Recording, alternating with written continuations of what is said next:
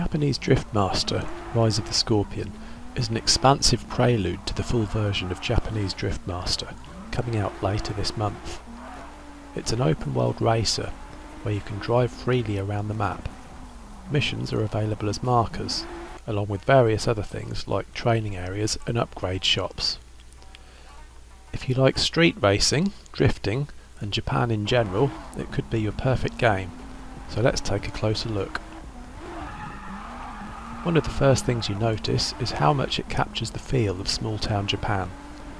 Japanese streets have a unique character of their own, and that comes across in games like Jet Set Radio, Shenmue, and the Yakuza series. But Rise of the Scorpion is one of the most authentic looking games I've seen. Games like Project Gotham and the recently revived Tokyo Extreme Racer have let you drive around Japan before, but Japanese Drift Master really captures the atmosphere well. As well as small towns with torii gates and shrines, there are winding mountain roads linking everything together. These are scaled down but offer a good approximation of what these places look like. On to gameplay. The game rates you for style points, and that affects you right from the first event. I thought I'd easily finished the first event in first place but lost due to not drifting enough. Having been put in my place, I took another shot and got it right. Later missions get much tougher.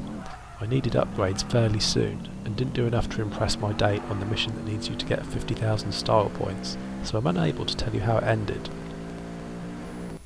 As well as missions, there are other things to do. The open world includes an upgrade shop that lets you tune your car with various extras. There's also a challenge mode where you can put laps in competitively. Nicely, there's a leaderboard included despite being a demo, so you can compete against other players. The game is already popular with plenty of times to compete against. You can try out the driving school with lessons that will help you improve your skills. The demo mostly features drifting lessons, but you can also do one lesson of drag and grip, essentially just putting in a lap with a good time. You also have an in-game smartphone that helps you manage various things, as well as have a look at the story manga if you've lost track of what's going on. Of course, with a drift-based game, the depths of the control system will be key to its long-term appeal, and that will only truly show itself with extended play. From what I've seen though, things look very promising.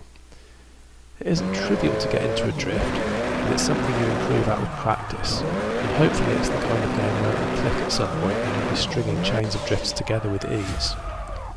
Like many games that award points for style, it can feel restrictive, forcing you to dance to its tune rather than allowing you to improvise using your skills. However, these events do impose a kind of discipline on you, forcing you to hone your skills to the point where you can pull off the required moves on demand. I did find myself doing lots of pointless drifts, gaming its systems rather than using to pull off anything genuinely stylish. However, it's early days. JDM is basically a lot of fun to play. Driving around the towns is enjoyable, and pulling off drifts is rewarding. There are a few flaws. There's a big difficulty gap between the drift events and the races, and I did see one or two glitches. For example, an opponent parked on the finish line at one point. You're also penalised for accidents harshly, which means waiting 30 seconds or so for your rivals to speed off is a good idea on some of the drift score events. Overall though, this is a very generous demo. It plays well with nice handling and a drifting system with a lot of potential. It's well worth checking out, especially if the setting appeals to you. I'm very much looking forward to the full game.